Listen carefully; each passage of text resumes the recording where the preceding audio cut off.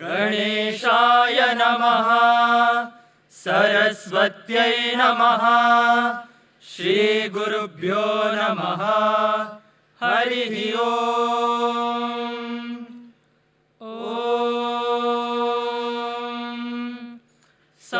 समिद्युवशे वृषन्नग्ने विश्वान्यर्यः इळस्पदे समिद्यसे सनो वसून्याभरा संगच्छध्वं संवदध्वं संवो मनांसि जानताम् देवा भागं यथा पूर्वे सञ्जानाना उपासते समानो मन्त्रः समितिः समानि समानं मनस्सह चित्तमेषाम् समानं मन्त्रमभिमन्त्र एव समानेन वो हविषा जुहोमि समानीव आकूतिः समाना हृदयानि वः समानमस्तु वो मनो यथा वशु सहासति ॐ शान्ति शान्ति शान्तिः।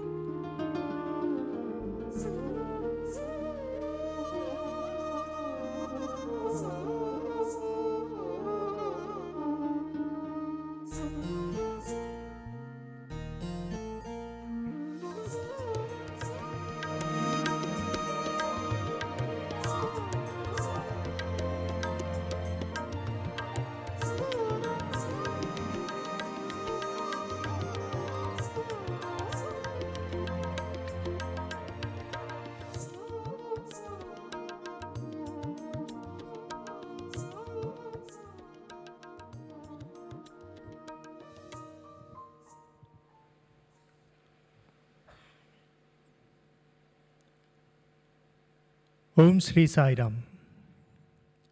With humility and love, I offer our collective pranams at the divine lotus feet of our revered founder chancellor, Bhagwan Sri Satya Sai Baba Varu. I invoke his divine presence amidst us during this earnest evening event. Respected Vice Chancellor Sir, Sri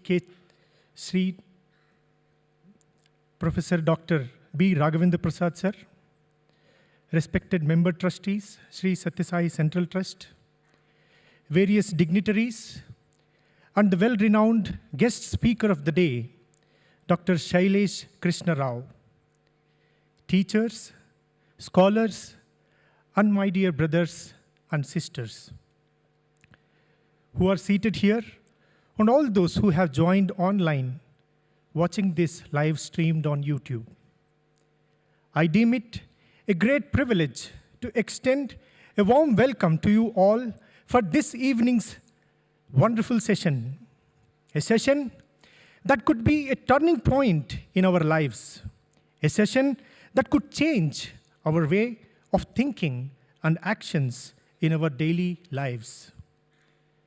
Now, I request our respected Vice Chancellor, Sir, to honor the speaker of the day with a bouquet of flowers.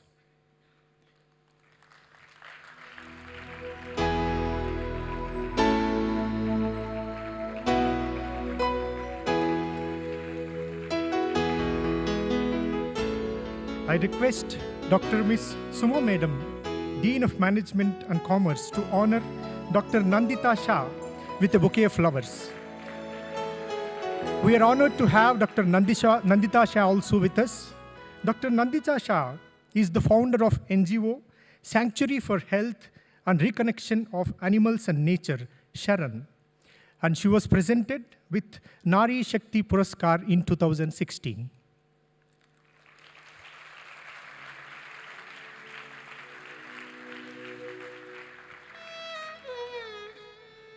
Be it in the grand canvas of nature or be it in the span of individual's life, there are moments that are remembered as turning points. One such turning point in the life of Mohandas Karamchand Gandhi was watching a play enacted on the life of the Emperor Satya Harishchandra, which had a deep impact on him, and that's when he made a promise to himself that he would speak truth, come what may. And today, the history remembers him as the Mahatma and the father of the largest democratic nation of the world. It was a promise delivered. A promise made by the young Sri Satya Sai Baba to his mother that he would never ever leave his motherland and would have Puttaparthi, his native place, as the center of his grand mission. He made that promise when his mother, Ishwaramma, expressed her apprehension of him leaving his native land and settling elsewhere, when she watched the young Satya Sai flocked by devotees from various countries, attracted by his miraculous presence and universal teachings. Today, Puttaparthi, once a hamlet, stands as the center of one of the largest voluntary-based organizations in the world, Sri Satya Sai Seva Organization. A promise delivered. How often are we inspired by such events? How often have we taken a resolve and stuck by it to transform our own lives and lives of many around us? And how often do we come across such inspired personalities? Today, we have one such inspired person amidst us who, after watching the presentation in 2006 made by the former US Vice President Al Gore on climate change, became deeply concerned and got inspired so much that he shifted his career from being an electrical systems engineer by profession with a PhD from Stanford University to becoming immensely immersed in various environmental crises facing humanity and found Climate Healers, a non-profit vegan organization committed to saving the planet by reducing carbon emissions. Dr. Sailesh Krishna Rao is a systems engineer by profession and an environmentalist by choice. After graduating with BTech in Electrical Engineering from IIT Madras in 1981 and an MS in Electrical Engineering from State University of New York, Stony Brook, New York, USA in 1982, Dr. Rao obtained his PhD in Electrical Engineering from Stanford University in 1986. During the first 20 years of his graduation, after his graduation, he revolutionized internet connectivity by spearheading the transformation of early analog to more robust digital IEEE gigabit connection technology, which is also called as 1000 base -T, which continues to be workhorse of internet data centers worldwide. With over 50 standard contributions to the Asynchronous Transfer Mode Technology Forum and IEEE 802.3 CSMA CD Working Group, with 22 peer-reviewed technical publications, 10 US patents and 3 Canadian patents, 5 exceptional contribution awards at AT&T Bell Laboratories, and AT&T Distinguished Member of the Technical Staff Award in 1990, along with the Intel Principal Engineer Award 2003, Dr. Rao was the founder and CTO of Phyton Technologies, Freehold, New Jersey, USA. With his illustrative track record in internet technology, Dr. Rao could have easily made millions rolling out the gigabit technology for the innumerable data centers all around the globe and become a well-known business magnate.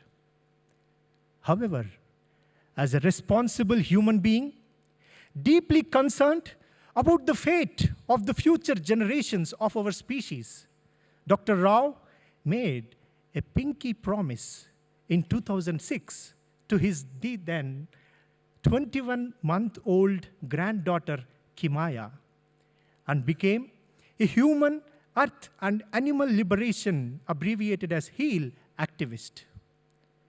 He pledged a vegan world for his granddaughter by 2026, when she would be 16 years old, which he has been largely successful. Dr. Rao has authored 4 books titled Carbon Dharma, The Occupation of Butterflies, Carbon Yoga, The Vegan Metamorphosis, Animal Agriculture is Immoral, and The Pinky Promise. And he has also been executive producer of several documentary films advocating animal liberation. Since the time he made The Pinky Promise, every action of his has been an answer to his granddaughter's question, "What are you doing to stop climate change, Grandpa?" With this inspiration, today we have Dr. Sailesh Krishna Rao amidst us to speak to us on the topic, the greatest transformation in human history. Please join me in welcoming Dr. Sailesh Rao onto the stage and address us.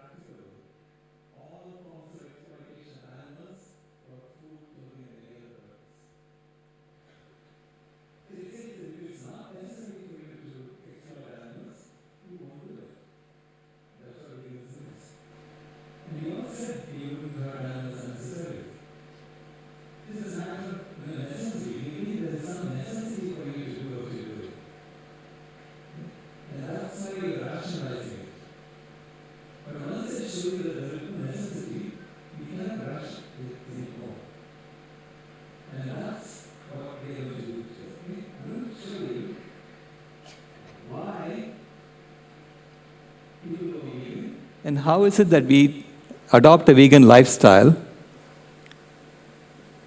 No matter what happens around us, we don't want to hurt animals for any purpose. And there are three main reasons why people go vegan. People go vegan for health,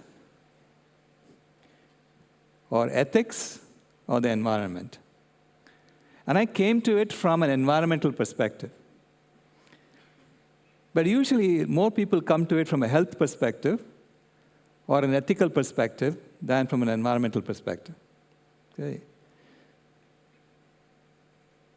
If you come to it from a health perspective, it means that you're feeling better when you go vegan. You feel better when you go vegan, physically, mentally, and spiritually. But at some point, you may think, I feel good. So what's the harm in eating some? What's the harm in eating some paneer that's there, available to you? If you do it from an ethical perspective, you may think, we have been using animals for 10,000 years. So what's the harm in continuing to use animals for another 10 years, another 20 years?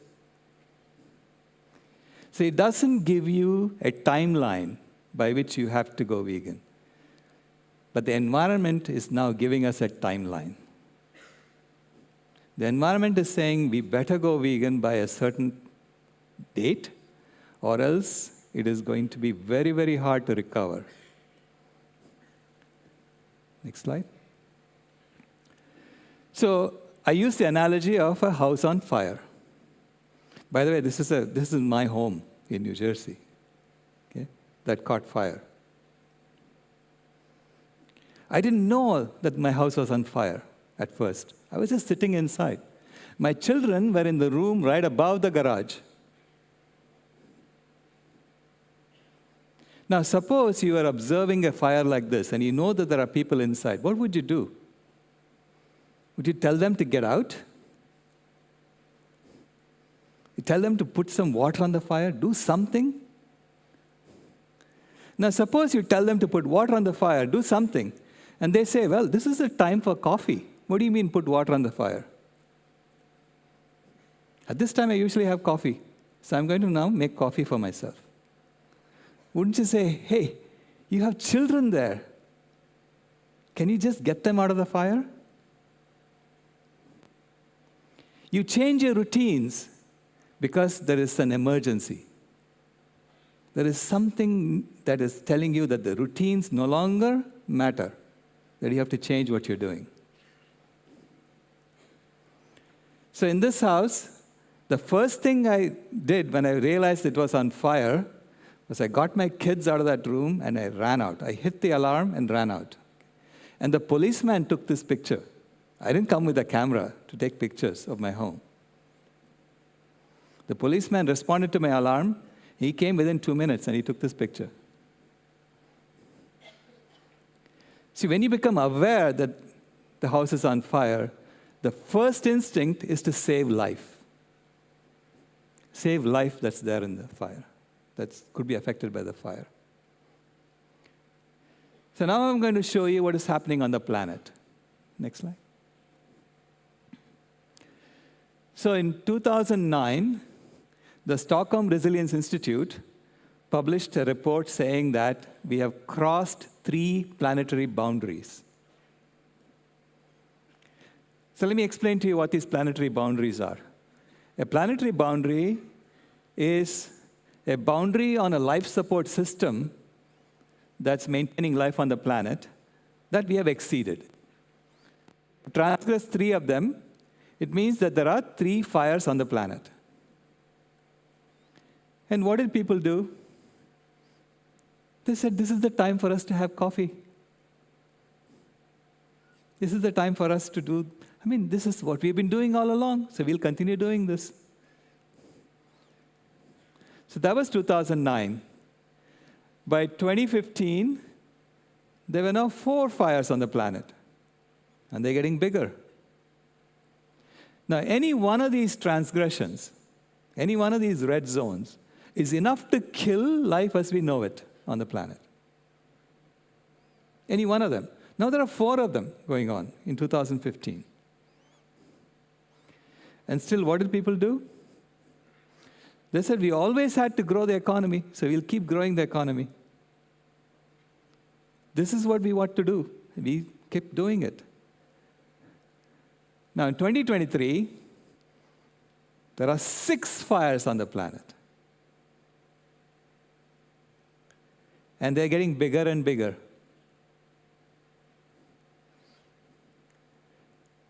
So this is calling for us to change our routines. Just like I had to change my routine when there was a fire in my home. Okay, I was no longer interested in coffee at that point. I was interested in getting my kids out of there. The same way now, we have to be focusing on how do we save life on this planet. Next.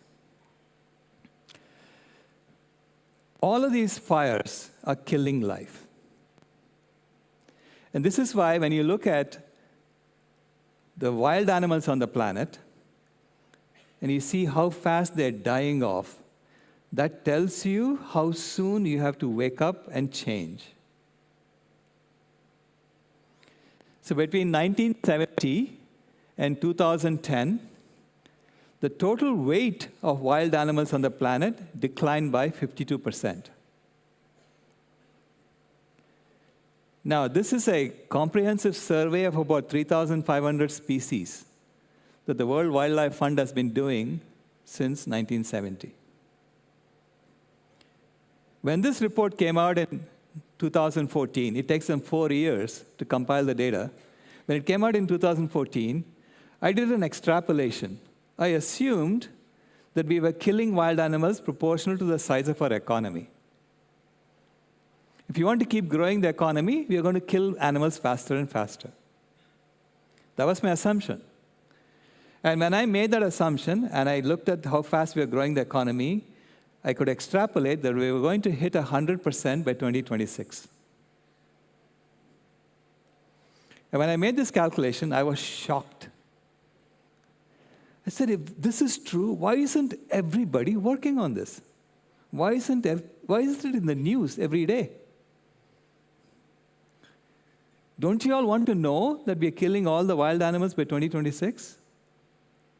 Is this not news? And then I thought, maybe my calculations are wrong. Because I'm just doing a simple extrapolation. So I thought I would wait till the next report came out. And now I regret it. It's one of the biggest regrets in my life that I waited 2 years. Because suppose you discover that 52% of Chinese have been killed off. Would you say, well, there are still plenty of Chinese, so continue? Would you say that? Would you say that for any human beings? We would never say that, right? We would say, stop it as quickly as possible. We're already screaming about what's happening in Gaza. Right? So, wild animals are like our cousins on this planet. So I regret not having that kind of reaction that I would wait 2 years. Anyway, I waited 2 years. Next one. And the report that came out in 2016 said that between 1970 and 2012, we killed 58% of wild animals. Which means it's 3% per year. It will hit 100% by 2026. Even a linear extrapolation. So I knew that my calculations were correct. So that evening, I was reading a story to my granddaughter in bed. It was my job to put her to sleep, right? And she had kindergarten class the next day. And at the end of the story, she put her head on my shoulder and she said, "Grandpa, who were the first human beings?" Now, this is a very difficult question to answer. And I have promised my granddaughter that I'll never, ever lie to her. I'll always tell her the truth. So I tried to explain evolution to my granddaughter. So I said, imagine that you're standing on the street and you're holding your mother by your hand. And you ask your mother to bring her mother to stand by her side, and so on. So you create a long line of mothers on this side of the street. And on the other side of the street, you ask a chimpanzee to do the same thing with her mother and her grandmother and so on. By the time these two lines go from Phoenix to Tucson, which is about 150 kilometers, they will merge because both lines are going to say, hey, that's my mama too. Immediately, she just sat up in bed. She said, what? She was only 5 years old at the time, right? And she said, are you telling me that animals are my family? And I said, yeah, now that you put it that way, yeah, they are your family. She said, if they're my family, why are people eating my family? Grandpa, make them stop. They're eating my family. She started bawling her eyes out because she realized all her friends were eating her family. She was naming names of people she knows who were eating her family. She was saying, Grandpa, make them stop, make them stop. And I realized that I was doing the opposite of putting her to sleep. She was now crying. I was trying to console her, and I said, Kimaya, this is what I do. It's my job to make them stop, so stop crying. Immediately, she stopped crying. She said, this is your job? This is your job? You know you haven't done your job? Then she shook her finger at me and said, do your job. And she said, when will you do your job? And I had just read this report. And I said to her, I better do it by 2026, otherwise we are all in big trouble. And she said, will you promise me that? I said, okay, I'll promise you that. She said, will you give me a pinky promise? And I had no idea what it meant. Okay? So I said, okay, I'll give you a pinky promise. She said, hold out your pinky. And then she locked her pinky in mine and she said, you can never, ever break a pinky promise. And then she fell asleep. And I couldn't sleep because I realized I'd made a very serious promise to a girl on behalf of my generation, to her generation, that we are going to sort this out. And I couldn't sleep. And I thought, who am I to make this promise? But the next morning, I woke up realizing in any problem that you have to solve, they usually come to a systems engineer and say, how do you do it? It's my job to figure this out. How do you do it? So I'm going to show you the results of my research. That's how you go about doing this.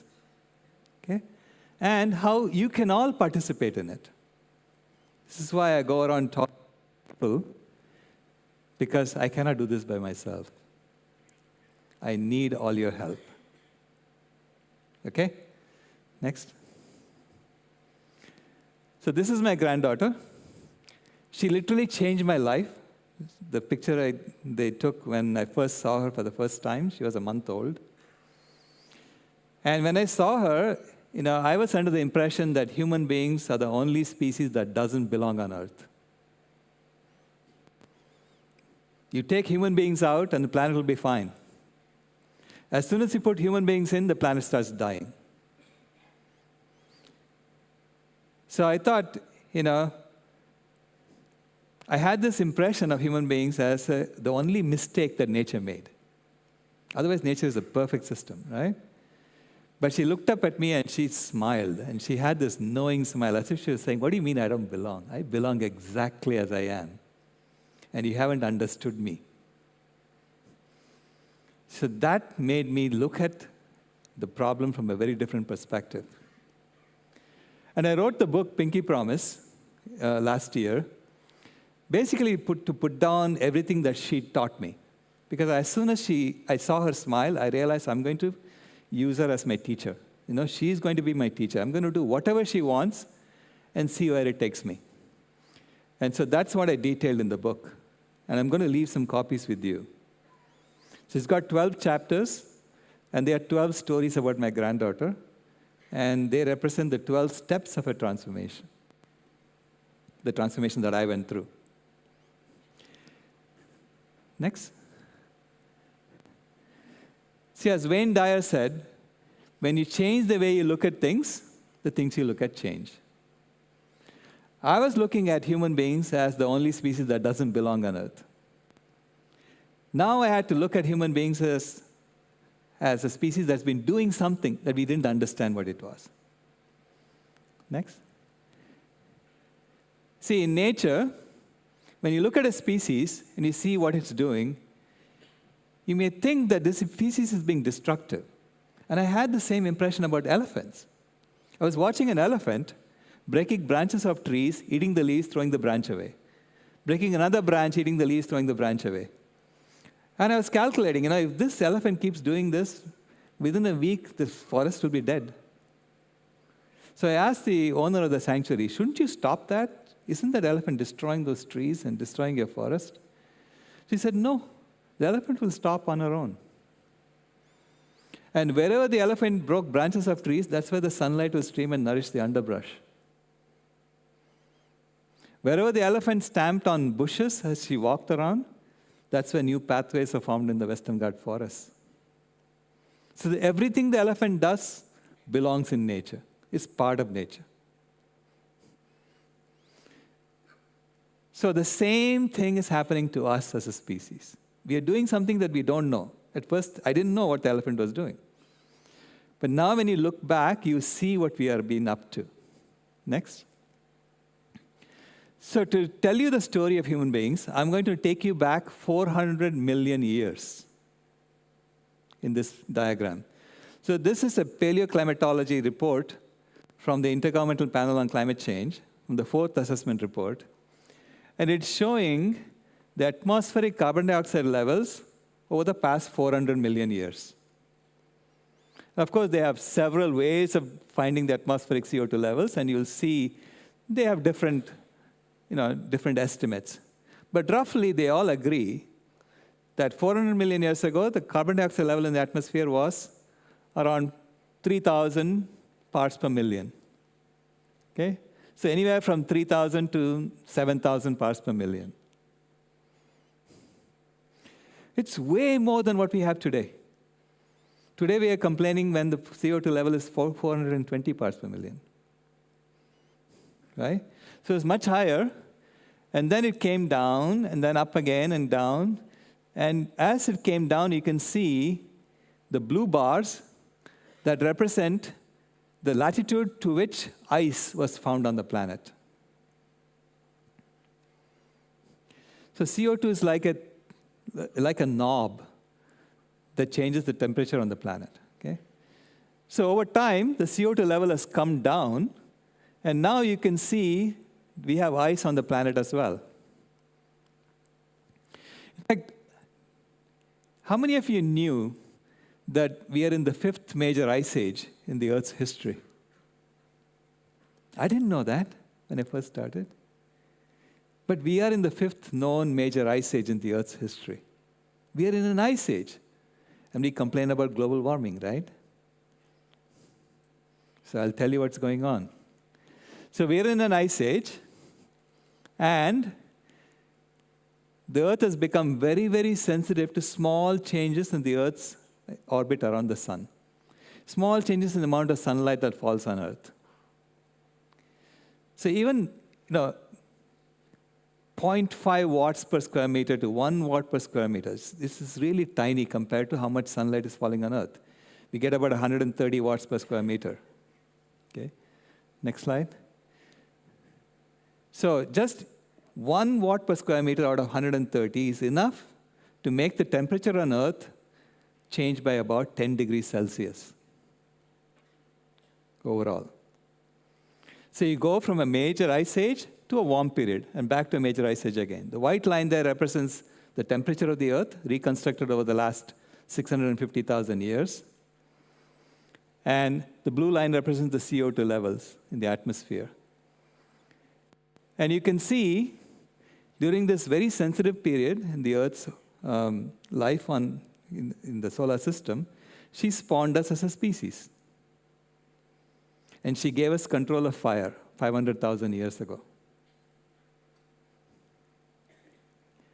And 50,000 years ago, we formed partnership with wolves, who became our dogs. Because without wolves and other animals, we are not a very, we are a merely ordinary species, okay? We don't smell too well, we don't hear too well, we don't see too well, we don't run too fast, we don't climb trees too well. We are easy to catch If a lion was chasing you, the lion can easily catch you. So we were being eaten. That forced us to use the fire to build weapons and to defend ourselves. And then once we found partnership with wolves, they lent us their sense of smell, their sense of hearing, their sense of sight. And that's much, much better than ours. That allowed us to become even more powerful as a species. And that allowed us to migrate out of Africa and go to every part of the world. And we did that 50,000 years ago during an ice age, a major ice age. Because there were ice bridges between continents and we could just walk across. That's what our ancestors did, migrated out of Africa and went to every part of the world. And then comes the current warm period, which is shown on the right-hand side. And you can see the current warm period looks exactly like the warm period that happened 3 ice ages ago. I put those two in red circles. Except instead of going back to another ice age again, it has stayed flat. The temperature has stayed flat, and now it's going up a little bit. So if you look closely at what happened there, next, you will see that our ancestors started heating the climate because they had access to weapons, they had access to fire, and they were cutting down forests and burning. Or they were clearing forests and growing crops for agriculture. So for the last 10,000 years, we have heated the climate. And that is shown by looking at the CO2 level in the atmosphere and the methane level in the atmosphere. You can see it matched what was happening 3 ice ages ago until about 5,000 years ago, and then you see it take off. So the red dots are the current warm period, and the blue dots are what happened 3 ice ages ago. Right? So we did that, and we heated up the climate. Next slide. And you will see, by doing that, we kept the temperature constant. So we made the conditions for agriculture possible by heating the climate. We kept the temperature constant. So the red line here is the temperature of the Earth, starting from 20,000 years ago. It was in an ice age. And then it went over the glaciation threshold about 11,700 years ago. And then it would have gone back to another ice age 5,000 years ago, except by burning down forests and clearing land for agriculture, our ancestors kept the temperature constant. And then 200 years ago, we discovered fossil fuels. And we dug them up and we burnt them. And we created all of this technology by doing that. Okay? So now we can measure the temperature. We can measure the carbon dioxide levels. We can actually recreate what has happened to us. And that is now telling us that we have reached the critical point at which we have to now make a decision. We've increased the temperature by 1.4 degrees. And if it goes to 1.5, it may be too much. Okay? So we are now at a point where we have to make a decision. Do you want to continue heating the climate? Or do you want to now start cooling it and then stabilizing it? So that's a choice we get to make now. This is discovering that we have a major fire on this planet. And what are you going to do? Are you going to continue doing what you're doing? Or are you going to change? Next slide. So that is what I call the greatest transformation in human history. It's going to be bigger than the agricultural revolution, bigger than the industrial revolution, bigger than the scientific revolution, bigger than any revolution you can think of, including even the discovery of fire. Because it's the discovery of the spiritual fire within us, discovery of our connection with nature, knowing who we really are and how we are going to act. And I say going from a heating civilization to a healing civilization is going from everything on the left-hand side to the right-hand side. Going from death, deception, domination, death, disease, and destruction to honesty, humility, happiness, health, and harmony. And the question is, can we design a system that allows us to live with everything on the right-hand side? And who is going to do that? And how do we do that? Okay? That's what we'll look into now. Next. So to understand how we can go about doing that, take a look at the satellite picture of the Earth. This is a map created by taking satellite pictures and putting it together in a Mercator projection, okay? Now, the Earth is normally a blue-green planet with white on top and the bottom for the ice. But after 10,000 years of what we have been doing, the heating of the climate, it's become a blue, green, and brown planet.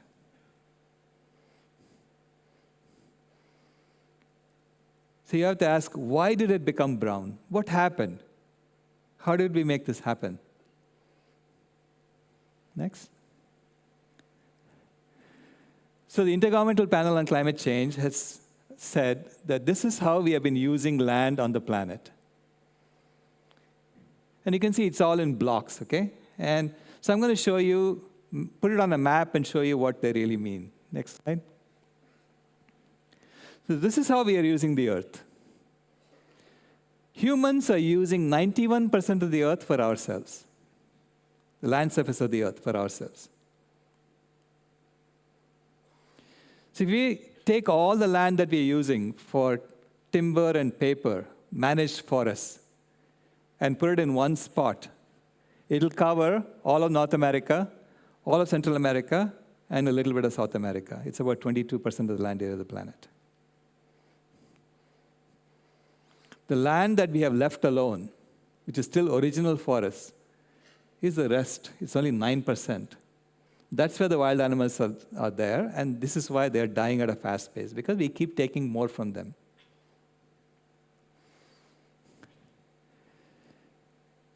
So that, if you put it all together like that, you will notice that almost all the trees on the planet are only in the Americas. There are hardly any trees in the rest of the world because we have cut them. Overall, we have cut half the trees on the planet. Okay, there used to be 5 to 6 trillion trees 10,000 years ago. Now there are only 3 trillion trees. So you look at what are we doing with that land where we cut all the trees. If you take all the land that we're using for our plant foods, which is all our crops, our grains, vegetables, fruits, nuts, and seeds, and put it in one spot, it'll cover Australia. It's about 7% of the land area of the planet. And that is giving us 85% of the food we eat in terms of total dry weight. Okay? Biofuels are the bottom half of Africa. If we take all the land we're using for biofuels and put it in one spot, it'll cover that. All of our cities, our railroads, our highways, airports, if you put all of that put together in one spot, it'll cover Madagascar. See, most of us who live in cities think that cities are the most of the earth, right? That's the impression we have because we only travel from city to city. But it's really only 1% of the land area of the planet. So the majority of the land that we're using is for raising animals for food and other purposes. Animal agriculture. They're providing only 12% of the food we eat in terms of dry weight. And to grow them, we are using 43% of the land area of the planet. If you put it all in one spot, it'll cover all of Europe, most of Asia, and a little bit of Africa. And there are hardly any trees there on that land. We have cleared it to grow grass, to feed our cows, to feed our animals. So that's only 12% of the land area of the planet. 12% of the food we eat. The remaining 3% of the food we eat comes from the ocean, for which we are actually using nets that are miles wide and dragging it from the bottom of the ocean to scoop up everything that's there, destroying the sea forests, killing all the animals that are there. So we bottom trawl an area of the ocean floor the size of South America every year. And we kill about 1 to 3 trillion sea animals every year. For what? To get 3% of the food we eat. So this is why the transformation to a vegan world will allow us to return 40% of the land area of the planet back to nature, as well as the entire ocean back to nature. And that's the basis of the transformation from climate heating to climate healing. The foundation of a climate healing civilization is a vegan world. Next. So you look at the 6 planetary fires. If the world goes vegan, with just that one single action, you will put out all 6 fires. That's the beauty of it, That's the good news. It's completely under our control. So you look at the 6 planetary fires, the 6 planetary boundaries that we have exceeded. And the 3 that we have not exceeded also, I can tell you that it is connected to animal agriculture. So the 6 that we have exceeded, the least violated one is freshwater change. It just means that we're using too much water for ourselves and not leaving enough for the wild animals. They don't have access to fresh water. And so they are dying because of that. If you give back 40% of the land area of the planet, restore the forests on that land, you can reverse this problem. You can restore the freshwater cycles of the planet. Second is land system change. If you give back 40% of the land, you're going to make that also go from red to green. The third is climate change. It's not even the worst. It's only the 4th worst fire on the planet. Okay? And climate change, there again, if you bring back all the trees that we cut, you'll literally sequester the excess CO2 from the atmosphere and you'll reverse climate change. So restoring 3 trillion trees will reverse climate change. I guarantee you that.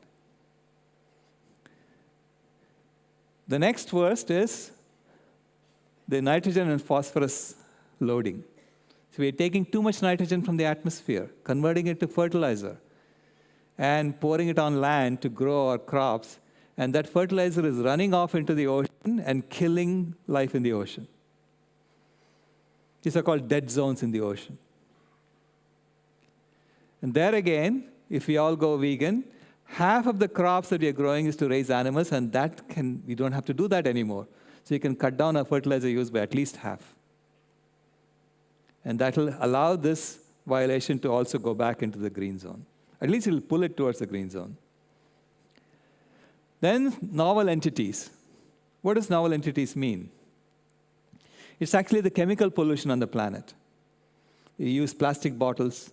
That all eventually becomes microplastics and disintegration goes into the ocean. Industrial processes are putting out something like 250 billion tons of chemicals into the environment every year. Think about that. 250 billion tons is like 30 tons per person.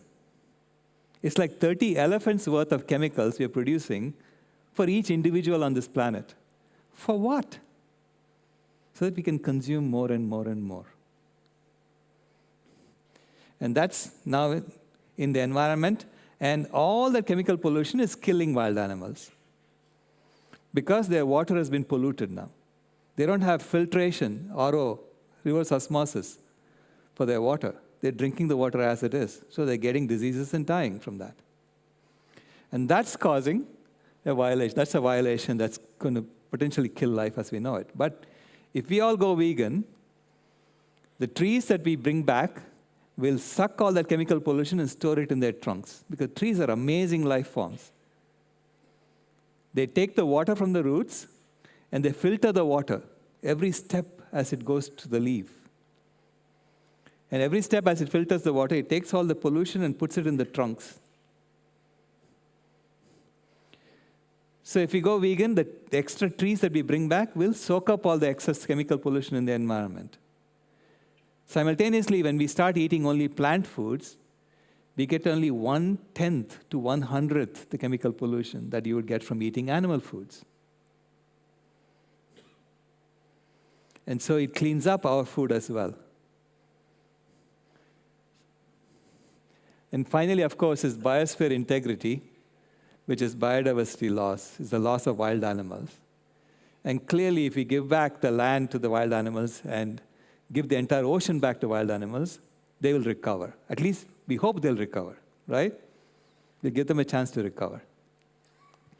So there again, going vegan will help us reduce that and bring it back towards the green zone.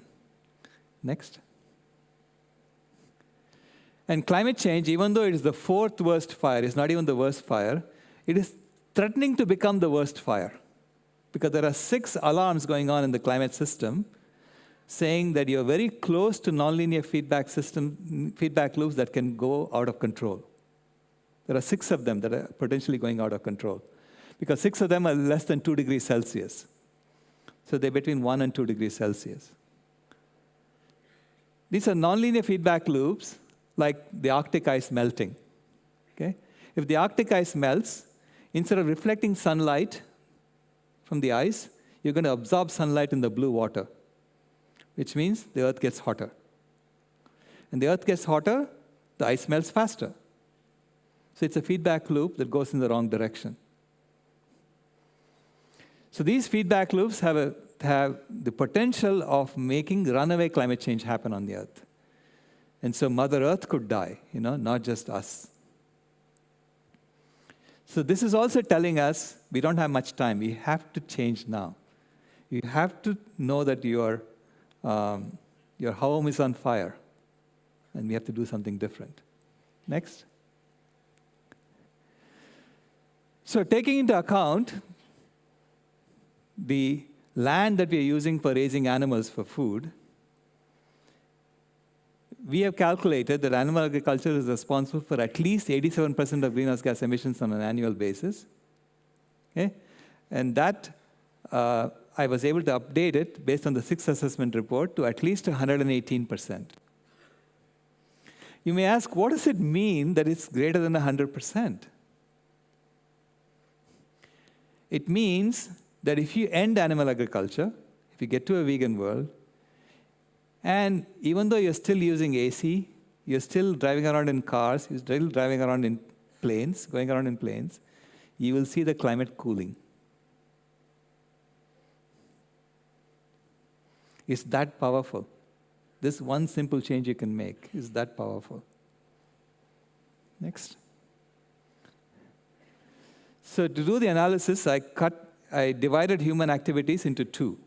The burning machine, where we burn things mainly for consumption in consumer goods, and the killing machine, in which we are killing animals, we're killing trees. So all that activity, I put it into the killing machine. And as a systems engineer, I do models with these and say, how are we going to solve this problem? To solve the problem, you have to figure out what the model is telling us. So this is what engineers do. We create models, and then we implement a solution based on that model, and then we refine the model. Okay? Because nature ultimately is telling us whether our models are correct or not. Next. So this is the climate bathtub model. In the model, I'm trying to tell you the impact of the burning machine and the killing machine in the form of 2 faucets pouring water into a bathtub. And there is a baby in that, and that baby represents all life on Earth. So the 1,100 liters of water in the bathtub represents the 1,100 billion tons of CO2 that we've added to the atmosphere since 1750, CO2 equivalent. And the bathtub is filling up with 2 faucets. There's a burning machine faucet pouring 35 liters per minute into the bathtub. And the killing machine faucet is pouring 15 liters per minute into the bathtub. So the total is 50 liters per minute. So each liter is like 1 billion ton of CO2, and 1 minute is like 1 year. Okay? That's how the model is built. Now, if you look at just the faucets, you may think, oh, the burning machine is pouring more water into the bathtub, so you need to focus on the burning machine. And that's what everybody is doing. But there are 2 other things attached to the bathtub, to the faucets. There is an aerosol tank attached to the burning machine faucet. And that tank is holding 350 liters of water. That corresponds to the cooling gases that we pour into the atmosphere when we burn fossil fuels. Okay? And those cooling gases are masking about 1/3 of the heating on the planet. This is why that's roughly 1/3 of 1,100 liters, 350 liters. So the model is that when you turn off the burning machine faucet, for every 1 liter per minute that you turn it off, the aerosol tank will open up and let 10 liters pour into the bathtub from the tank, because you lose those cooling gases. So which means now if you turn off the burning machine faucet and don't do anything to the killing machine faucet, you're going to drown the baby. Because 350 liters is going to pour into the bathtub and the bathtub will overflow. Because I'm assuming that if the bathtub has more than 1,200 liters, the baby is going to drown. That's roughly 10% more CO2 than what we have in the atmosphere today. And if you do that, you're going to trigger a lot of nonlinear feedback loops. And so this is why I'm saying that's the limit. We cannot go above that. The killing machine faucet is connected to the drain of the bathtub. So that represents the opportunity cost of the land that we're using for raising animals. If you give that land back to nature, nature will start sucking down the CO2 from the atmosphere. Right? And so it's connected to the drain of the bathtub. For every 1 liter per minute that you turn off the killing machine faucet, it opens the drain and allows 3 liters per minute to pour out of the bathtub into the tank below. So if you shut off the killing machine, you will turn off the 15 liters pouring into the bathtub, and you'll open the drain and allow 45 liters per minute to pour out of the bathtub into the tank below. So if you shut off the killing machine now, you will have 35 liters pouring in from the burning machine and 45 liters pouring out of through the drain, and therefore the bathtub will go down, the level of water in the bathtub will go down by 10 liters per minute. So it's as if by shutting off the killing machine, you removed 60 liters per minute from the 50 liters of pouring in, right? That's 120% of 50 liters per minute. That's where the 118% comes from. Next. So we are facing now, what I showed you is not that hard to understand. Was it hard to understand at all? Why aren't our leaders doing something about it? Why are they not doing the right thing by convincing all of us to turn off the killing machine? So to understand that, I started looking at old World War II movies. So this is the last days of the Nazi regime. There's a movie about that called Downfall. It's available on YouTube for free, if you can watch it. And there, you can see Hitler saying, I'll never surrender. Never surrender. I'll never stop doing what I'm doing. And he was in an underground bunker. And he was moving imaginary armies around that didn't even exist. Saying, I'll never surrender. Go ahead, next one. And you will see the elites who are there in the bunker partying. They knew the war was coming close to them. Okay? They knew the other armies were close to them. And right outside, next slide, you will see the soldiers were fighting right outside the bunker in Berlin.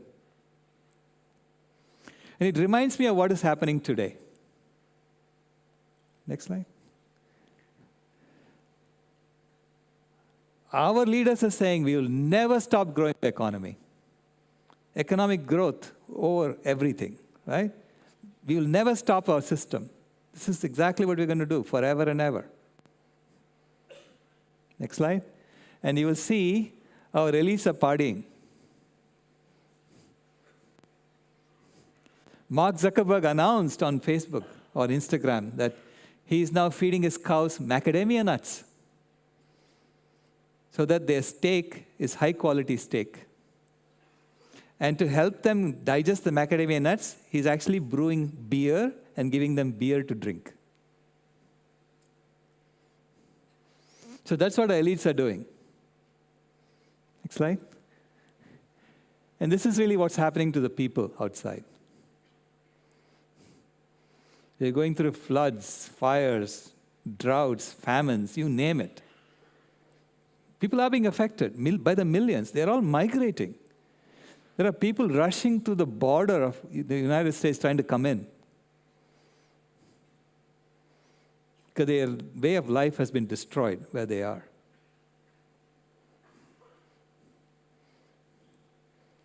Next slide. So I say that we have to change. We have to say we are fighting this war on behalf of our leaders. We have to surrender to nature, because they are fighting a war on nature. We have to surrender to nature. I say it's going from ego, the climate heating phase, where man is above, woman is above animals, this hierarchical idea that can dominate animals and dominate each other, to a saver phase, where we are here to serve the animals. We have to do the exact opposite of what we were doing if you want to bring life back.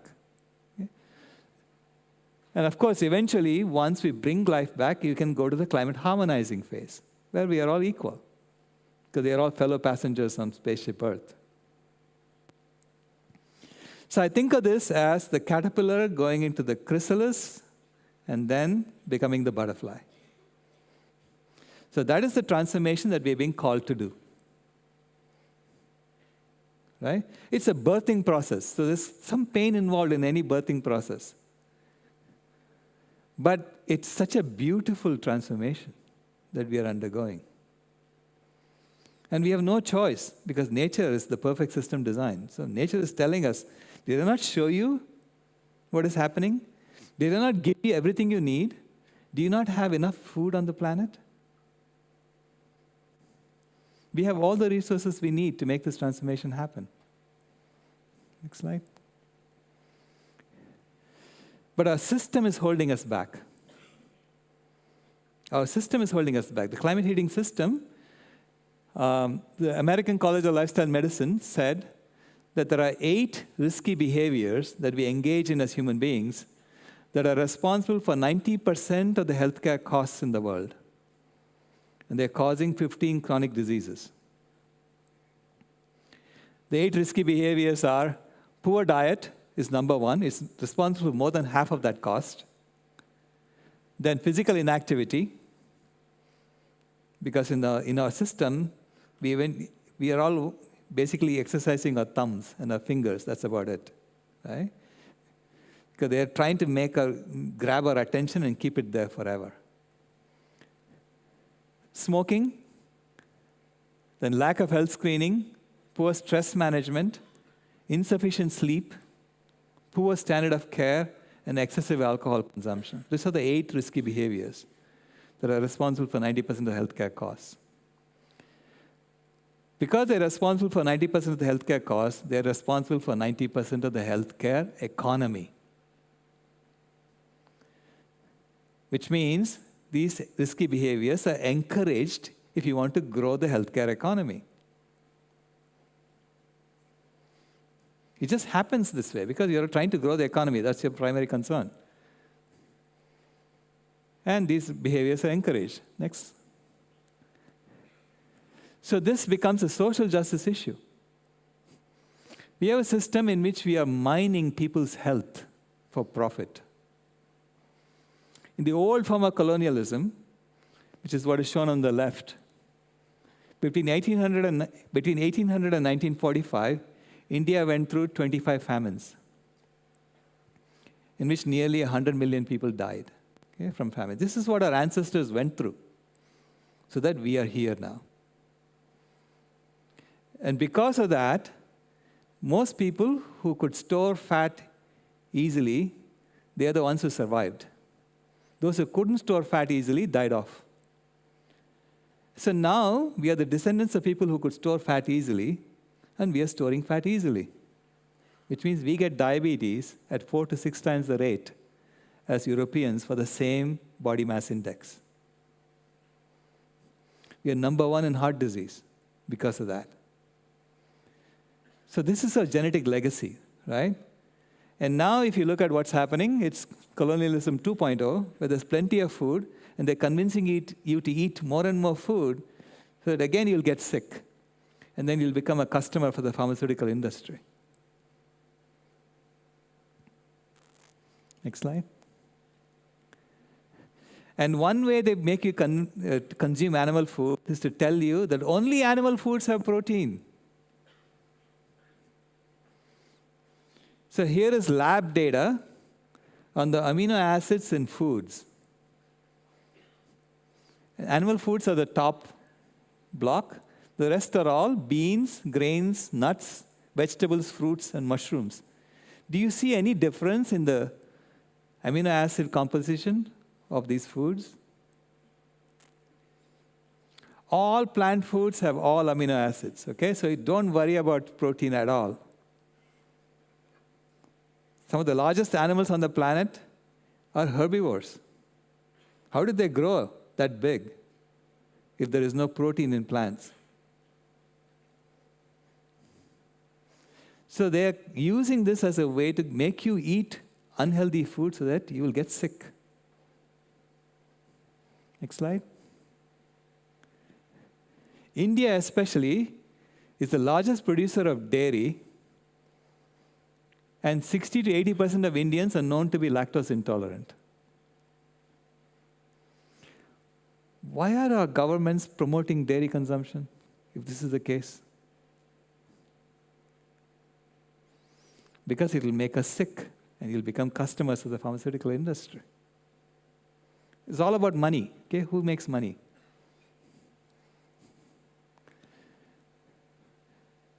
And it clearly shows the countries that have the least lactose intolerance are the European countries. But they were genetically adapted to consume milk because they were living in very harsh climates. We didn't need to do that at all because living in a tropical climate, you have plenty of fruits to eat, plenty of vegetables to eat. Why would you chase after an animal and drink the milk from the animal? We got convinced to do that through stories and through marketing. No? Next slide. But meaningful reforms are not possible until goals change. Our system is designed around goals. Okay? Any system designed around goals. What is the objective of the system? The current system is, the objective is to make as much money as possible for every individual. It's a money game we are playing. Okay? And for that, we keep growing the economy. Next slide. So I say for the new system, we need to change the goals. So I took the 17 Sustainable Development Goals of the UN, and I made one small change to it. Can you all see what I did?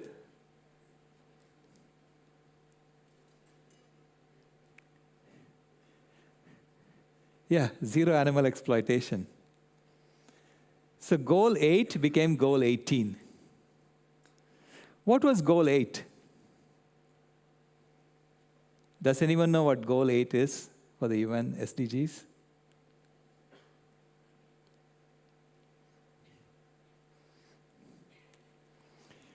Goal 8 is economic growth.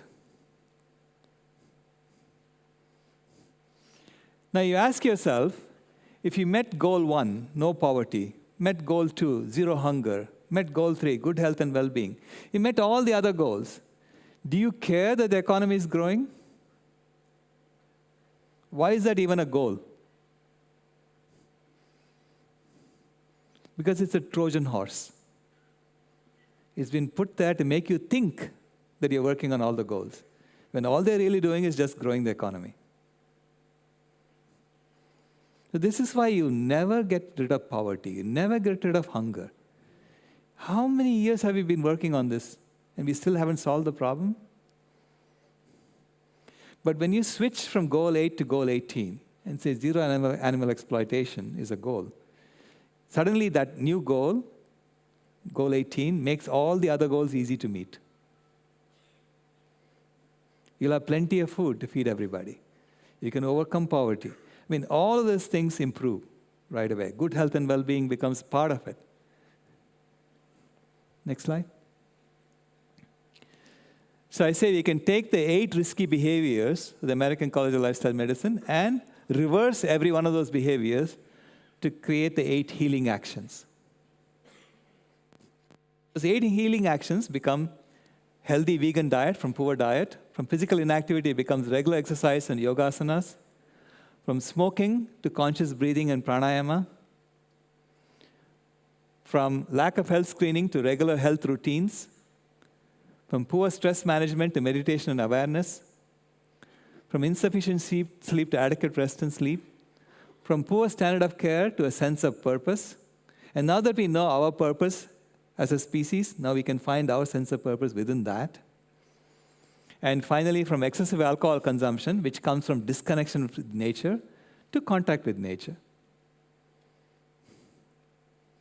So if we implement these 8 healing actions, and we can each do that, you don't have to get permission from anybody to do that. You automatically step away from the system, and you're going to create a new system. Next. So heating to healing is like an infrastructure upgrade project that we need to do. Okay? First is, of course, education, education, education. This is what I do. Everything comes from education, understanding our role in nature, understanding who we are.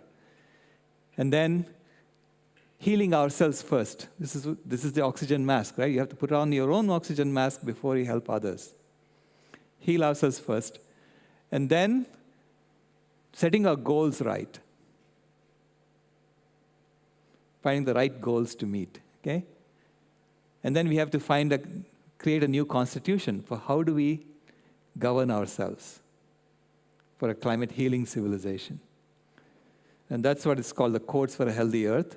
And there is a Codes for a Healthy Earth already. You can look up codes.earth, and you can see it's a draft of a constitution. How do you do this? And then we have to do vegan donut economics, as opposed to economics of growth and consumer economics. We have to make sure that we stay within the bounds of the planet and meet all of the social objectives within that bound. That's vegan donut economics. Rewilding the planet, because we have to release 40% of the land back to nature and then bring back the original forest that used to be there on that land. So that will be our main action, our main activity. Not extracting from nature, but rewilding nature. And finally, a vegan spirituality, in which we come together as a species and understand we are all talking about the same thing when we talk about spirituality, coming into alignment with nature. Next. But it requires us to change the money game. We have to tackle this, okay? Because right now the money game, new money is always created in the form of debt. And everybody is trying to return the debt. At any given point in time, there is more debt than money. And how do you return the debt? You have to go extract from nature to return the debt. This is how we keep growing the economy. This is why we need to keep growing the economy. That's the money game we are playing. So let's figure out how to change the game. After all, it's a game. And we all know how to come up with new rules for games and create new games. And we have been thinking about this. We have come up with an architecture called Aquarius for how to create a new money game in which you take care of everyone and simultaneously you then volunteer to bring back life on the planet. Next. So we had a debate about whether the world should go vegan or not at the Oxford Union in November of 2023. And guess what? The students at Oxford said, yes, we have to go vegan. So we won the debate. And that's my granddaughter now. She's 13 years old. She's holding the card saying we won the debate. So she has given me 3 more years, right? So we have to, and I assure you that she has always gotten whatever she wanted. So if she wants a vegan world by 2026, I'm sure she's going to get it. Next slide. So I want to leave you with this. This is an illustration that Kimaya drew of what we are going through. So we are going through a hero's marathon journey. Okay? As a species, we have been working on this problem for 500,000 years, ever since we discovered fire. And We have reached almost the end point of the marathon. We have gone 26.197 miles out of 26.2 miles. But to get to the finish line, it's only 14 feet, you have to make a U-turn instead of going straight. But if you go straight, there's a McDonald's. And there's a clown outside the McDonald's saying, "Come, come, come." Are you going to listen to the clown? What is the most rational thing to do? To complete the race that our ancestors started 500,000 years ago, or to go indulge at a McDonald's? That's the choice we face. So I'm trying to make it easy for you to make the right choice. So thank you very much.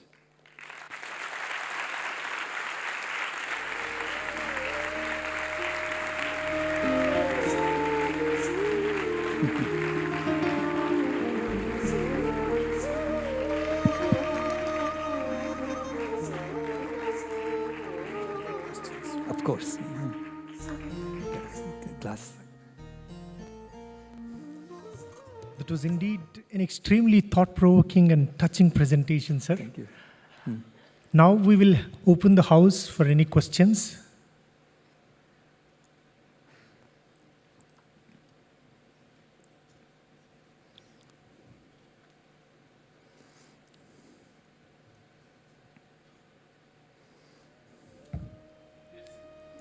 Did I make such a convincing case there are no questions? Okay. Yes.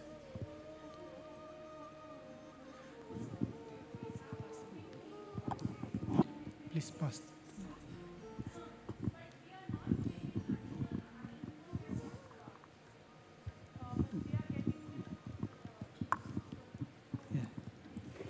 Vegetarian. We are not killing animal when we get the milk. So how does that be considered? Because most of us are drink coffees and teas. Right. See, the first slide I showed you, when I took that picture, I was a vegetarian. And I had that huge sense of shame when I took that picture because I realized I had been fooling myself. I had been fooling myself that my consumption of dairy did not have an impact on the environment. In fact, it had a huge impact on the environment. Because to the left of the fence, there were cows walking around eating anything new that was growing on the ground. Okay? These are old cows who had stopped giving milk, but they were being let loose in the village.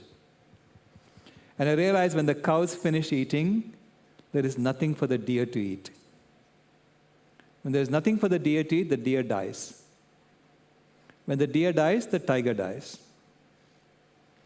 So I realized that by consuming dairy, I was causing the forest to die. That was the shame I had. That I hadn't seen it. Because it's actually simple engineering, you know, when you think about it. A cow has to eat.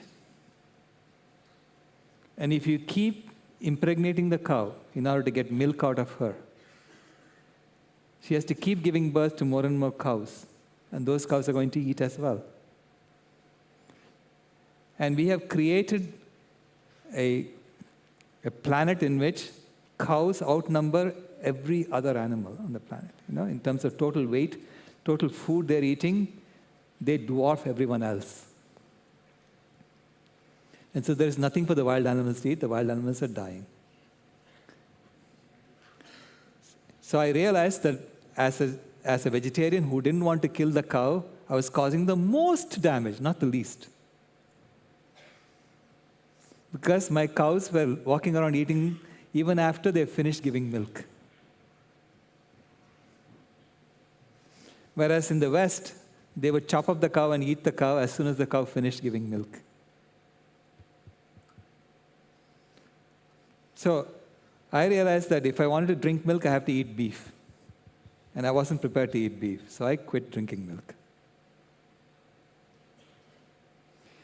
And even eating beef is not a good thing, we know that, right? So, yeah. But it's the same dilemma I was in. And I assure you, you don't have to give up your coffee or your tea. There are plenty of plant-based milks. You can make it yourself too. I make milk out of oats. I can make milk out of peanuts. I can make milk out of almost anything, okay? And put it in your coffee, it tastes good. Because it's just removing some of the bitterness from the coffee. And you'll get used to it within a couple of weeks. And then after 2 weeks, if you drink coffee with cow's milk, you'll say that tastes yucky. Because your taste buds change. So it's possible, yeah?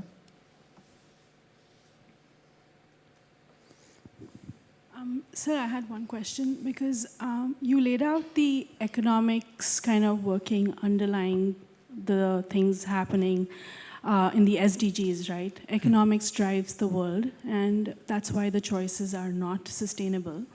And and one aspect of it is personal advocacy, like we all can start making the change from our own personal levels, avoiding things that will create a bad impact. So other than the what's in it for me that you laid out in the presentation, which is basically a better planet, are there any more quicker gains? Should we make changes as you have enlisted? Yeah. And could you give us some sort of positive things happening with this movement picking up? Because I'm sure there's a lot of innovation that's taking place in vegan food creation. And we've yet to see a bit of that in India, but if you can give us some positive stories so we can get more motivated to make some changes. Yeah. The other immediate impact that you get is your personal health improves. I'll tell you I went vegan for the environment. I was not even thinking about my personal health. Okay, but I had been taking painkillers every day for arthritis since 2000, so since the age of 40. And I thought, I'm just like my dad who had arthritis for the last 30 years of his life, and I have to suffer through this pain. Then after I went vegan, I forgot to take my painkiller one day. And I realized I didn't have any pain. So I said, okay, tomorrow I'm not going to take it and see what happens. The next day also I had no pain. And I realized I had lost that pain. Arthritis had gone away. You will see such major changes in your health when you start doing the right thing for the planet. Okay? That's the beauty of this system design, that's nature. What's good for the earth, what's good for the animals is also good for us. And we will feel it within weeks. In fact, Dr. Nandita Shah is here, and she has cured, I don't know, tens of thousands of people this way. So that's the immediate effect that you will see. And that, I think, will motivate people.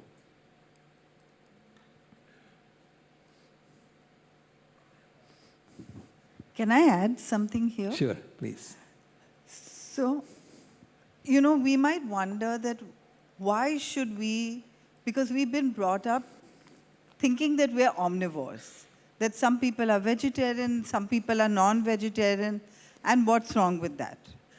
But if you think of it from the health perspective, every animal eats the food that's natural for its species. Like if you have a cow, cow will naturally eat grass. If you have a lion, lion will naturally eat meat. And this comes from instinct. We also have instincts, but we have been doing what we've been taught. So if we right now connect to our instincts, like imagine if you're on a farm or an orchard and you see fruits and vegetables, what do you feel like doing right away? Tell me. Pluck it and eat it, correct. But imagine if you see a chicken walk by, or a goat, or a cow. Now, right now, you all are vegetarians, so your mouth doesn't water. But even a non-vegetarian, if they see a chicken, or a goat, or a cow walk by, will their mouth water? No. Why? Because, like a true omnivore or a true carnivore, we can't pounce on the animal, tear it apart, or eat it raw. That means we are not true omnivores. We have been taught that we are omnivores. But we can't eat that without someone killing the animal, someone taking out the skin, taking out the bones. A true omnivore doesn't need to do that, or carnivore. And then hacking it with a knife, because we can't do it with our hands and teeth. And then cooking it, because we can't eat it raw. That means it's not our food that nature or God designed for us. Now, putting the wrong fuel in our body is like putting diesel in a car which runs on petrol. We have to get sick. And changing it back to the right food, we have to get well. So all those diseases that he showed, they can actually be reversed by changing diet. And that's what I do. So when it comes to milk, think about it. Every baby loves their mother's milk. No baby appreciates when you first give them cow's milk. So mothers add sugar and cocoa and then run around half an hour, and baby, by the time it grows up, thinks that this is the best food for us, so we should drink milk. And if you look in nature, mammals produce milk only for their young, and no animal drinks another animal's milk in nature. That means pigs don't drink goat's milk, monkeys don't drink elephant's milk. We are the only species that drinks another animal's milk. So is there something that we are doing wrong that is causing all these issues? That's the question. Yeah.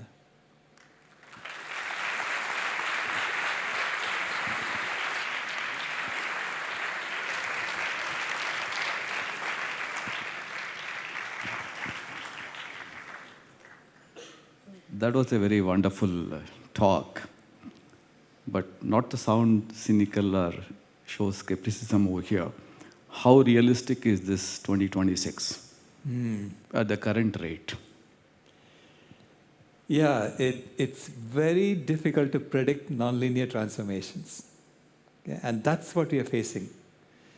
There are nonlinear transformations happening in the climate system, happening in the biological systems, and we have the potential to create nonlinear transformations ourselves.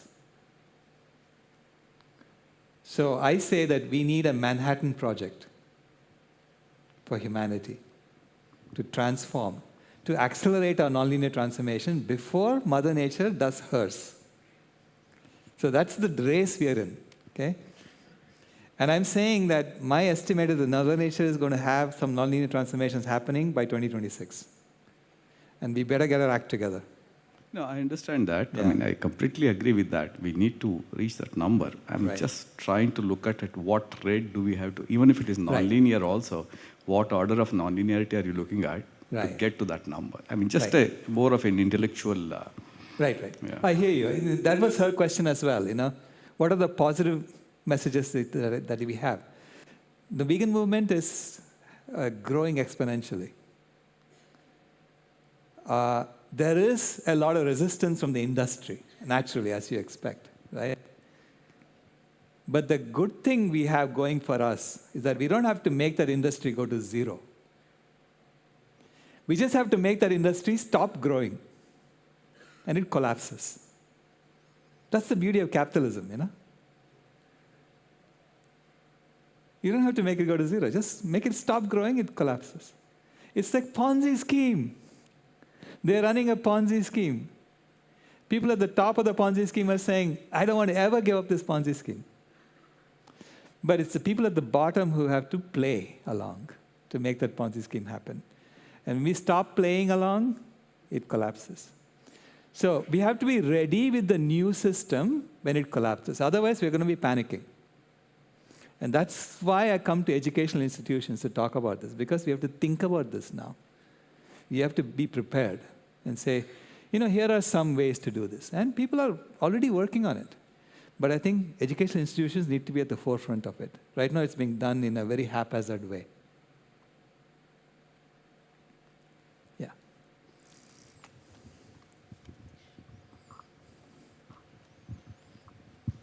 Yes. Yeah.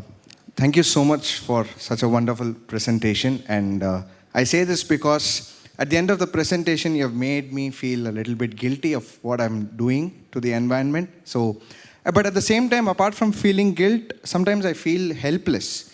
Because, for example, one of the slides that you showed where from the 8 lifestyle changes that we need to make, I'm able to fit almost all of that in my schedule, say from morning, the time I get up, till say I finish my breakfast or something, and then once I come back from work, till I sleep. But when I look at what I do, like say the 9 to 5, my work, I am able to connect it to something that will definitely affect the animals in some way.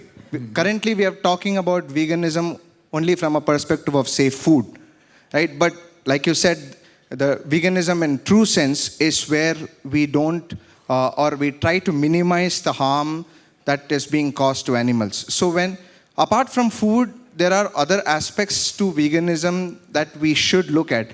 Right. But then and we are all living in a world where yesterday's luxury is today's necessity. And if you have to live in this world, then you need to keep pace with the world. And it becomes a very difficult thing to handle. So how do I stay vegan at the same time stay in this world keeping a track of its progress? You know, that's a great question. I mean, that's something. Because we have, whatever we do personally, system. Can you hear me okay? Yeah. And so, as you said, you're in a 9 to 5 job that involves hurting animals. Think about it. Can you do anything there to address that aspect of the exploitation of animals? See, the Chinese civilization has given us the wisdom of the zodiac signs, in which every human possesses an animal. And people in China tell me, because they are so entrenched in the zodiac system that if you're born in the year of the rabbit, those people don't want to hurt rabbits because they know that it's as if they're hurting themselves. Okay? If you're born in the year of the rat, you don't want to hurt rats or mouse. So you can then associate each animal with a form of exploitation of that animal, of animals of that kind. Like the rat experiments. Rabbit is for fur. So whichever industry you're working in, you could say, how do we now not use animals for experimentation? Are there other ways of experimentation? Or how do we not use animals for fur? Are there other ways we can create fur? So wherever you are, whichever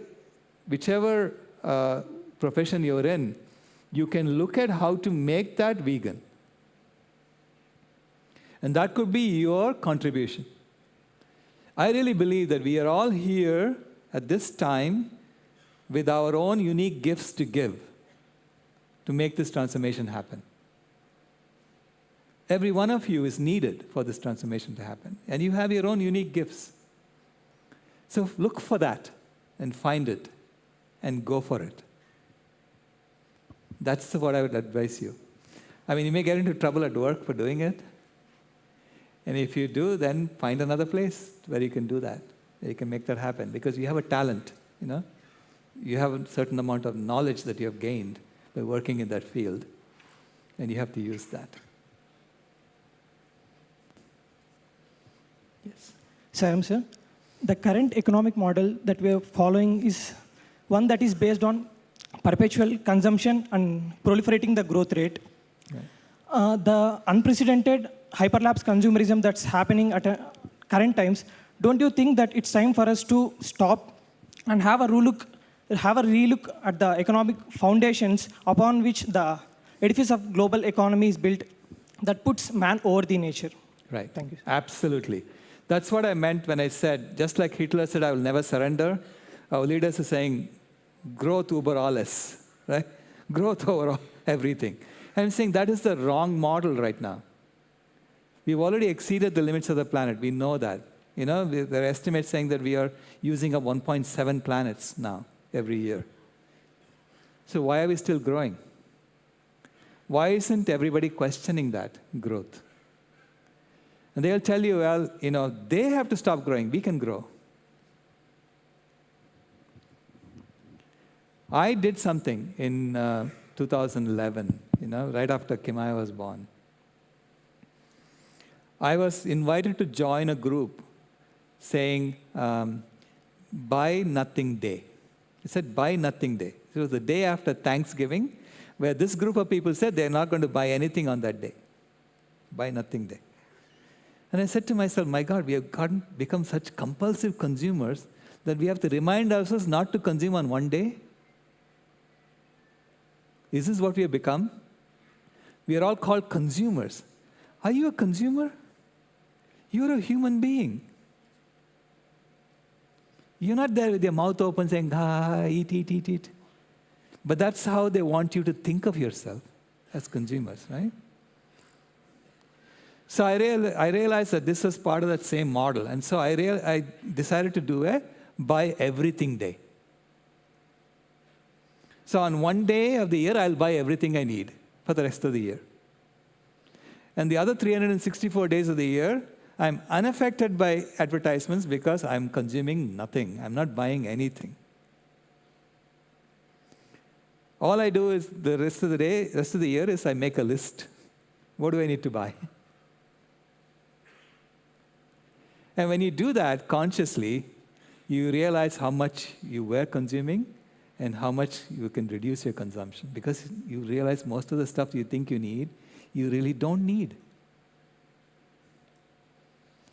Because, you know, when the time comes when I look at my list, I cross everything off. I hardly need any of that.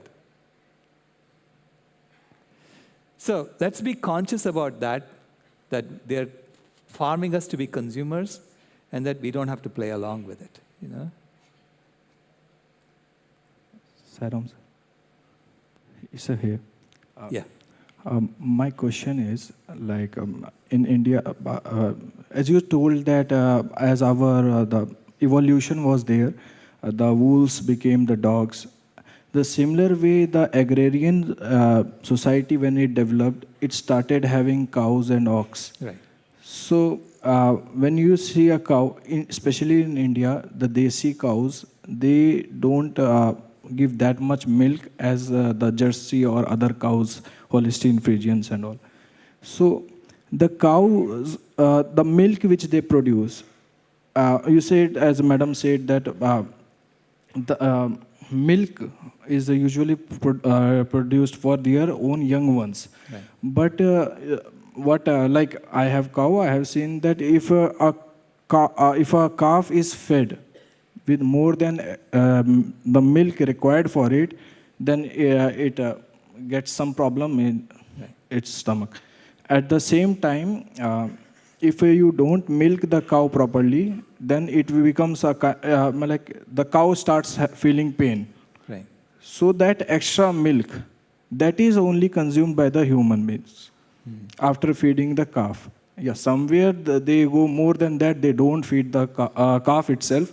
But that was what I feel the concept of the sharing of milk by human beings. Right. And in the agrarian society, all the other things like the gobar and all, the gobar was then transported to the fields. Right. So it was that society. And now when you say that milk should not be consumed, what is your message for those rural societies which are actually going on the concept of sharing of milk? Yeah.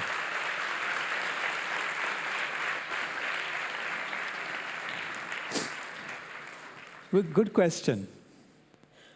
What has happened, the way I look at it is that the cow has been our mother for 10,000 years. We are a species that has been raised by our mother for 10,000 years. And now we are facing a situation where our minds and our data Our engineering minds are telling us we need to stop this. Right? So it's as if we have to wean from our mother. Every child weans from the mother at some point. Do you have an adult child still drinking breast milk? We don't have that. Just like that, we have to grow up as a species. We have to become responsible for what we can contribute to the ecosystems of the planet. And that's what I'm calling you to do, right? Now, you talked about cow having excess milk that we can take for our consumption. How did that cow get that excess milk? Do we have excess milk when we feed our children? Do you have someone coming and, taking the excess milk from human breasts? How do we manage that? Because there is a feedback loop between a mother and a child. If the child is suckling and there is no milk left, the mother's body says, produce more next time. If the child leaves milk, the mother's body says, produce less next time. That is the feedback loop between a mother and a child. And we interfered in that feedback loop. We pretended to be a calf as human beings, and we started sucking. Okay? And this is why that mother is thinking, oh my God, my baby is huge, I need to produce more milk. And she's producing as much as she can. And then if we suddenly stop, she's going to have problems. But you have to stop right from the outset. Stop producing cows in the first place. That's also done through artificial insemination. So that's where you begin. And they'll figure it out. Okay, when you stop consuming milk, you're a consumer. They're treating you as a consumer. You're not the one who's going and milking the cow, right? And when you stop consuming milk, they automatically will have to stop artificial insemination and producing new cows, because there is no demand for the milk.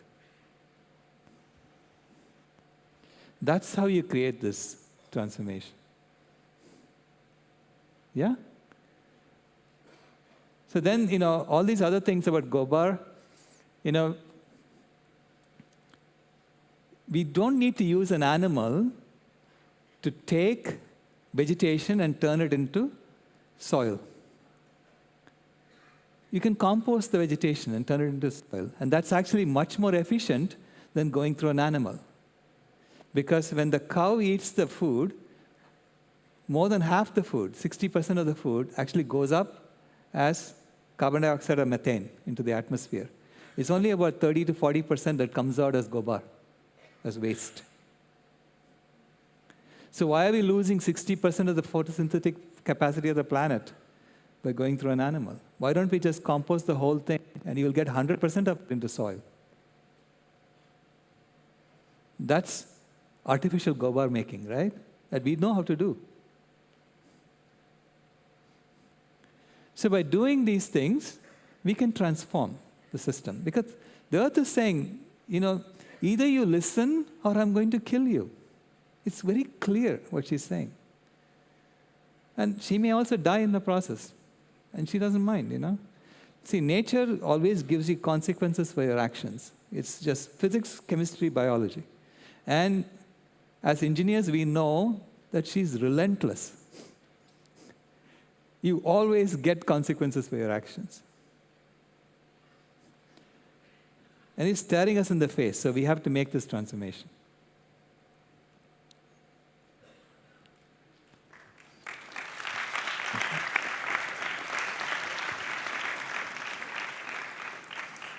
Excuse me, sir. I have one question.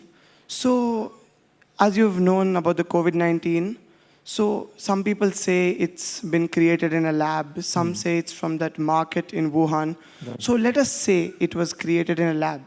So humans are very experimental. So suppose while creating a vaccine, if they make a virus that's not good for our mankind, so while testing it out, definitely we need to use animals, right? So we can't say it's going to be tested only in one country. So in different countries, various kinds of experiments will be going on. So there wouldn't animals be injured in a large rate? And it's inevitable because we have to cure the virus in one way and we have to save our mankind. So what do we do at that stage? Right. So that's in fact, the Chinese zodiac sign mouse represents all laboratory animals. Okay? And the fact of the matter is, 95% of animal experimentation does not translate to what's happening in humans. It's really one of the most inefficient ways of figuring out whether something is harmful or not, by making it go through an animal. So animal experimentation to me is like bloodletting or leeches or something like that we used to do 200 years ago. It's still being done today because people are making money off animals, raising animals for labs and so on. So it's not useful at all. There are other ways to do it with human tissues or synthetic tissues. So there are whole different field now of how to do experimentation without using animals. So please look up the Center for Contemporary Sciences and the Physicians Committee for Responsible Medicine, and they will explain to you why animal experimentation is absolutely unnecessary. That's the beauty of it. And again, I told you, nature is a perfect system designer, and I am in awe of nature as a systems engineer. And everything is falling in place. You don't need animals for experimentation. You don't need animals for fur. You don't need animals for food. So we are realizing we don't need animals for anything, and therefore you can create a vegan world. So she's giving you all the tools you need to solve the problem.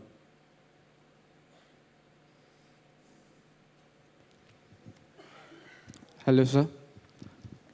Yes. No, here.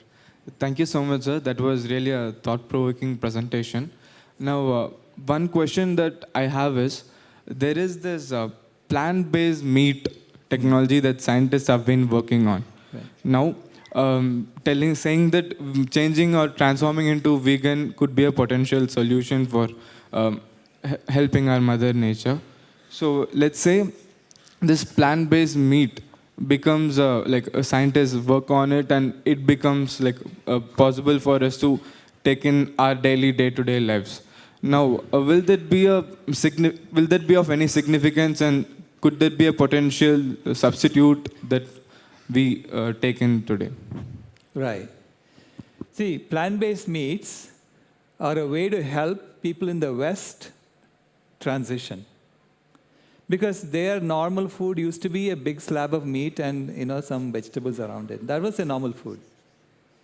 So it's a great transition food because it's basically made from plants and it has roughly the same nutrition as the meat that they were eating. So you can transition immediately to the same kind of food, but now with plants, right? But eventually, there also people will say, now cuisines are everywhere. You can get Indian cuisine in America. You can get Thai cuisine in America. So people are trying out different ethnic foods, and they're finding they like it better. So eventually, even the plant-based meats will become a transition food. I really don't think it will be a food that we will eat for our health. Because as I pointed out to you, you don't need to eat meat for protein. So this is something that they have been trying to convince us that you need to eat meat for protein, and therefore they are saying you need something like a meat. Otherwise, you won't get your protein. But the reality is that protein is in everything. In legumes, there's plenty of protein in beans and pulses. So I see that as a transition food, mostly, plant-based meats. But it's a useful technology to have.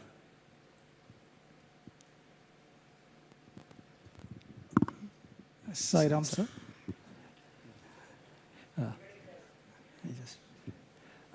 Then you can use the mic. Yes. Yeah.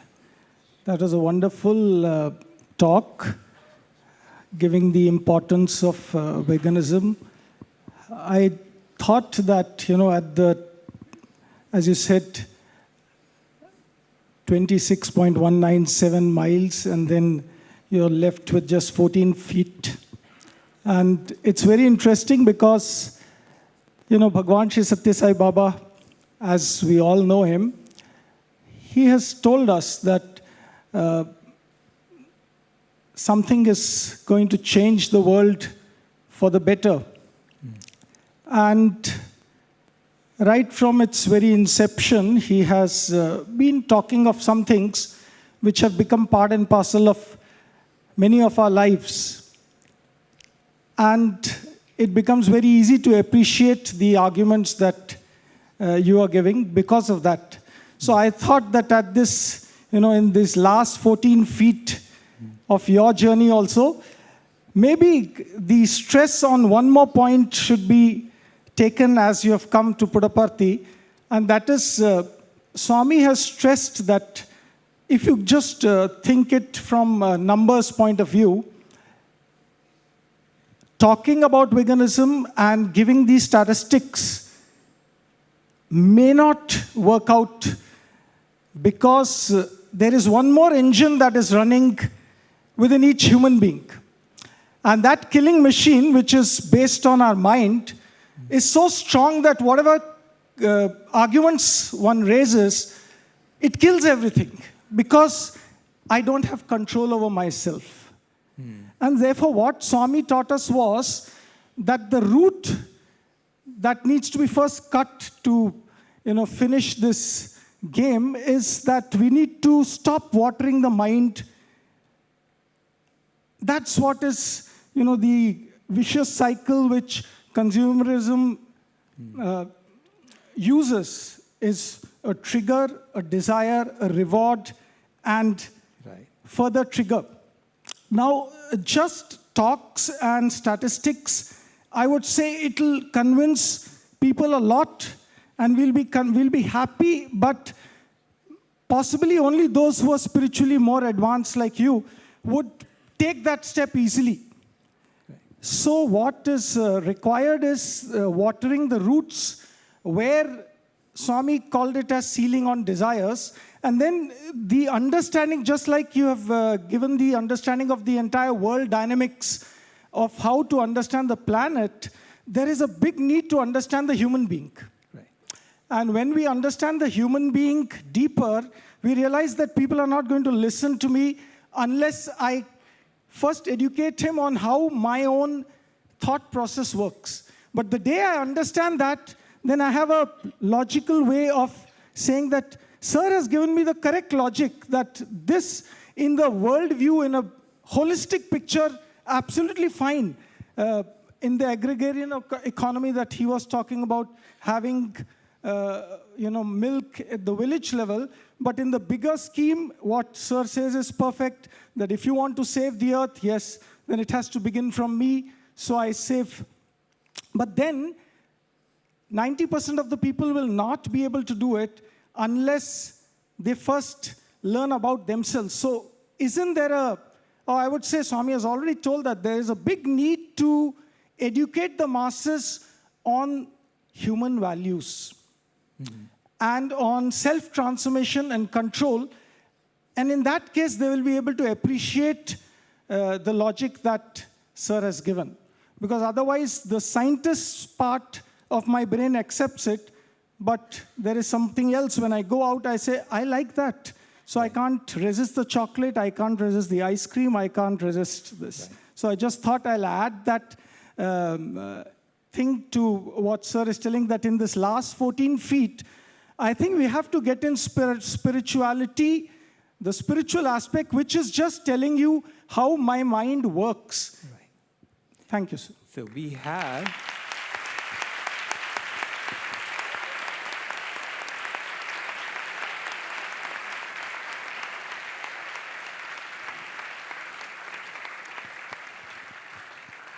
We have a treasure trove of information on that, how our mind works.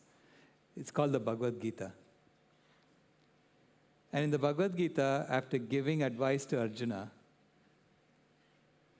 for 17 chapters, in the 18th chapter, he tells him, I've given you all this advice, but I love you so much that I set you free even from me, and you're free to choose. you're free to choose whether you take this advice or not. Okay? But there is enough information out there to help you understand how to control yourself, how to understand your mind, how to do this. And as an institution, I say if you make veganism the default, and then you tell people if you really want to eat paneer, you have to ask for it. I assure you that 90% of the people will go with the default. Because that we have seen time and again in experiments. You're not taking anybody's choices away. You can still have paneer, you can still have milk with your coffee if you want, but you have to ask for it. The default is going to be vegan. If you do that, lots of people will go with the default. And then without taking anyone's choices away, you've immediately made a huge impact on the planet by just changing the default. Because right now, our default is to destroy the planet. If our default is to take care of the planet, and people have to ask to destroy the planet, then very, very few people will ask to do it. So that's my advice to you as to how do you manage this transformation.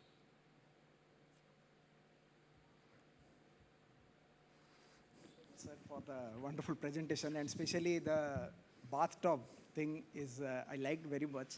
I need little more understanding about that. Okay. So when we stop animal-based food, we stop 60 liters output. So is there any calculation if we be vegetarian, what will be what we can save? Because I am thinking if 35 liter is the input and we have stopped 60 liter is output, I think the bathtub may not be enjoyed after a while. Yes. So, and one more hesitation I have, milk and the cows are prescribed by our sages and all. So they are better knowledgeable than us. Right. So is there any calculation how we'll be if we are vegetarian? Instead of 60 liter, can we save 40 liters or something like that? It'll be worse, unfortunately. My calculations are showing that if the whole world goes vegetarian and we all resolve not to kill the cows, that we are going to just let the cows be, the cow population will actually proliferate. Okay? Just think about it. Right now, the average cow, this dairy cow, is living about 5 years. Normally, they live 20 to 25 years. So if you let them all live, you will immediately have 4 to 5 times as many cows on the planet. Right? And then, if you allow the male calves to live, you'll instantly double. Because a lot of the male calves are being killed today for veal. You'll instantly double the cow population. So when you proliferate the cow population like that, they need to eat food. That has to come from land. And where is that land coming from? It's coming from the wild animals. Is this what we want to do now? To take more land from the wild animals to give to more cows? We need to be doing the opposite. Yeah? So if I try to do that, I wrote a paper called the Ethical Vegetarian Myth. And I can send you a copy of that. And that goes into these calculations to show why it's actually going to be worse. Sure.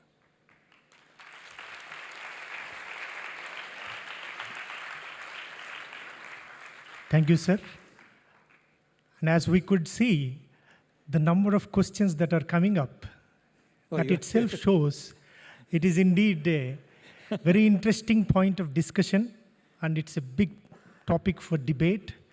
And definitely, we are at the brink of a revolution, as you very well said.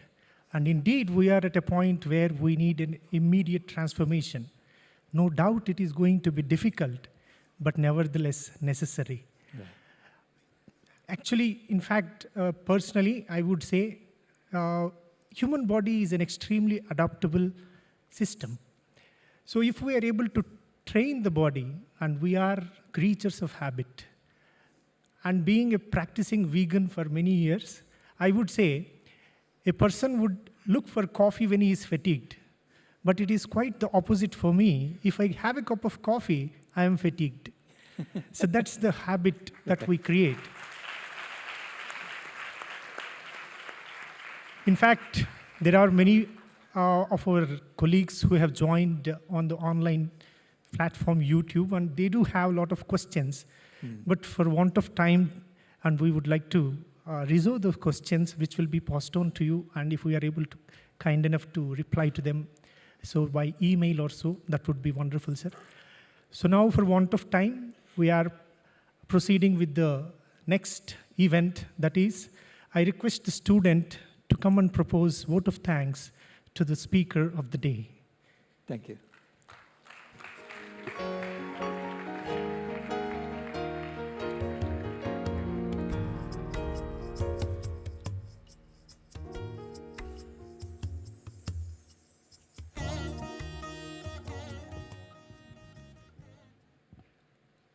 Om Shri Sai Ram. Offering my humble pranams at the lotus feet of our beloved Bhagwan, Sai Ram to one and all present here. I deem it my privilege to propose a vote of thanks and acknowledge the contribution of all the people who are involved in making today's session a success. I, on behalf of the entire university, extend my heartfelt gratitude to the guest speaker of today's session, Dr. Sailesh Rao, who has spared time from his busy schedule to conduct this session. Sir has spoken to us on the topic, the greatest transformation in human history. Sir has started off his talk by speaking about veganism, by looking at the concept of veganism from the perspective of health, environment, and ethics. Sir then had told us heart-wrenching facts about how, as a human fraternity, we have caused ecological imbalance. Sir had then given us a glimpse of what had inspired him to become the heel activist. He had told us about the Pinky Promise story. Sir had then told us about the three possible futures. The first one being we as human beings becoming extinct. And the second one being we killing us, the Mother Nature. If we do not want these two to happen, then we have the third possible future with us. That's the greatest transformation Sir was talking about. Sir opines that the world becoming vegan is the foundation of the greatest transformation, which is in alignment to Swami's teachings that say, if we transform ourselves as individuals, then the world would automatically get transformed. This transformation can happen only through us as human beings shedding our ego, involving ourselves in seva, and then by doing these two, we can lead the world into peace and harmony. Thank you so much, sir. Your thoughts have enlightened us, and we have enjoyed the session. Now, I would like to thank the university's administration for organizing this session. With a deep sense of appreciation, I thank the Institute's Innovation Council, which is constantly exploring opportunities for us to expand our learning horizon. I would like to extend my gratitude to the Central Trust for providing Sai Hira Global Convention Center, which has been a magnificent venue for this talk. I would like to thank Sri Satya Sai Media Center for the audio and visual support. Last but not the least, I would like to place my most sincere pranams at Swami's lotus feet and thank him for his invisible hand behind the smooth conduct of this function. Thank you all for being attentive and interactive. Jai Sai Ram.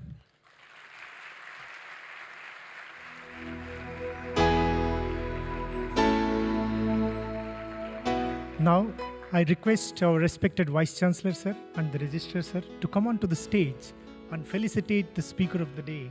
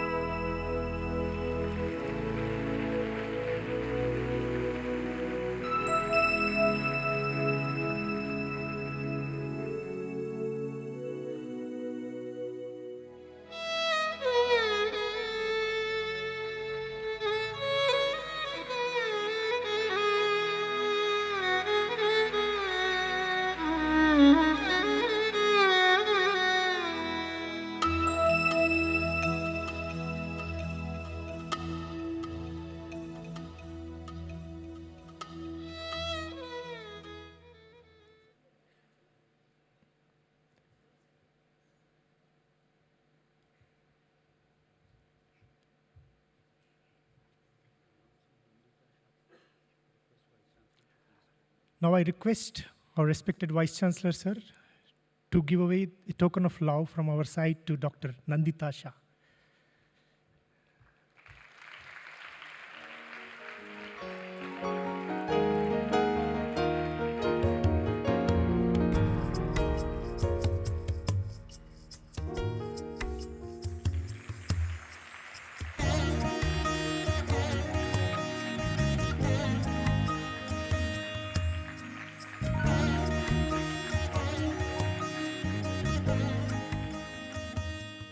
Thank you, sir, and thank you, ma'am, for gracing this audience and then sharing your valuable thoughts with all of us. And I'm sure the seeds that you have planted will definitely become trees one day, and then we will have a better world to live in, as you have envisioned. Now, we will close the program with Mangalarati. I request respected Vice Chancellor, sir, to come and offer Mangalarati to our beloved Bhagwan.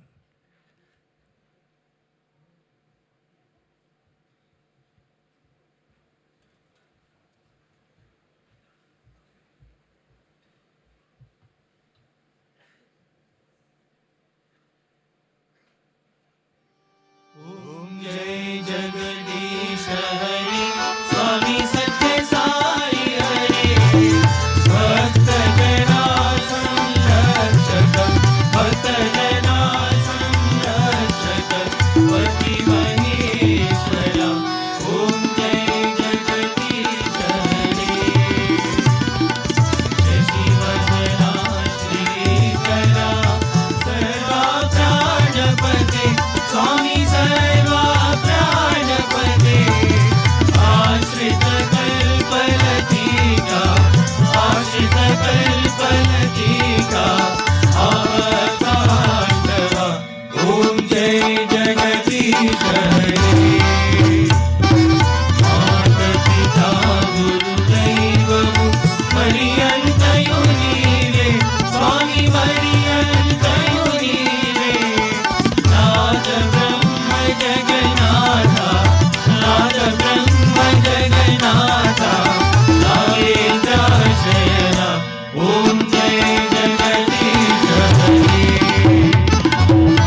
ओंकार रूप ओजस्वी वो साई महादेवा सत्य साई महादेवा मंगल आरती अंतुको मंगल आरती अंतुको मंगल गिरिधारी ओम जय जगदीश हरे नारायण नारायण ओम सत्य नारायण नारायण नारायण ओम नारायण नारायण ओम सत्य नारायण नारायण ओम सत्य नारायण नारायण ओम जय सद्गुरुदेवा नारायण नारायण ओम सत्य नारायण नारायण नारायण ओम नारायण नारायण ओम सत्य नारायण नारायण ओम सत्य नारायण नारायण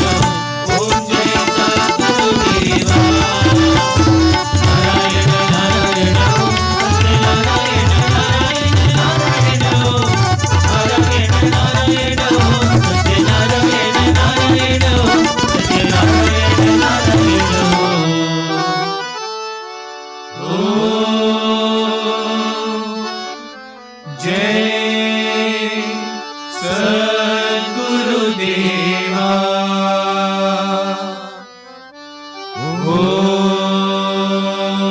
ओम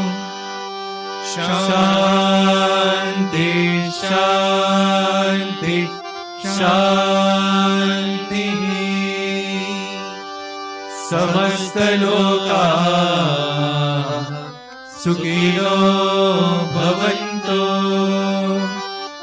समस्त लोका सुखिनो भवन्तु समस्त लोका सुखिनो भवन्तु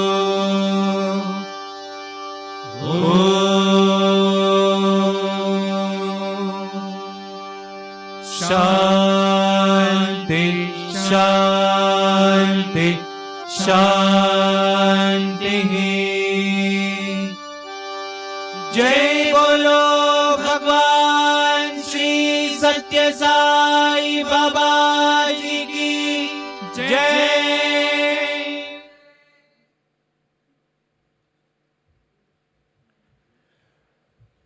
I request all the students to be seated and wait for the elders to exit the hall.